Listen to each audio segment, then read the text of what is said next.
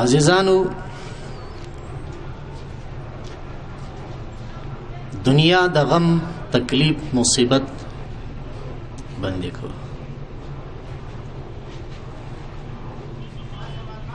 قیامگاه مستقل خوشی یا مستقل خوشحالی دی دنیا کې نسته. کچیری دغه یقین پیدا سي چې په دنیا کې سل په سل کې خوشحالي نسته، دلته به غم هم وي خوشحالي به هم وي. نو دا په حقیقت کې د انبیاء علیهم الصلاة والسلام تعلیم دی. فکر مسته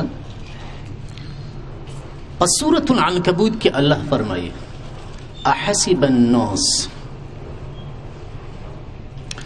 آیا ګمان کوي فکر کوي خلق ان پردغه باندې یترکو چې دوی به پریښول سي بغیر لکم امتحانا، بغیر لکم پریشانی. دا وایي درته ناست وي وستن مې ولګول تب کنه. نو الله پاک نه پرېږدي مسلمانان په دې دنیا کې صرف دغه یقولو آمنا څه وایي چې موږ ایمان راوړی دی. څه کړی دی؟ صرف په لا اله الا الله محمد رسول الله باندې الله پاک جل شانه مسلمانان نه پرېږدي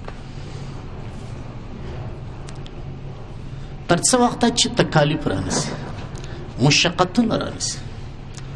حدیث شریف کې راځي حضرت جبریل علیہ السلام نبی کریم علیہ السلام تراغه. سبحان الله، څومره غټ خبره ده. عش ما شئت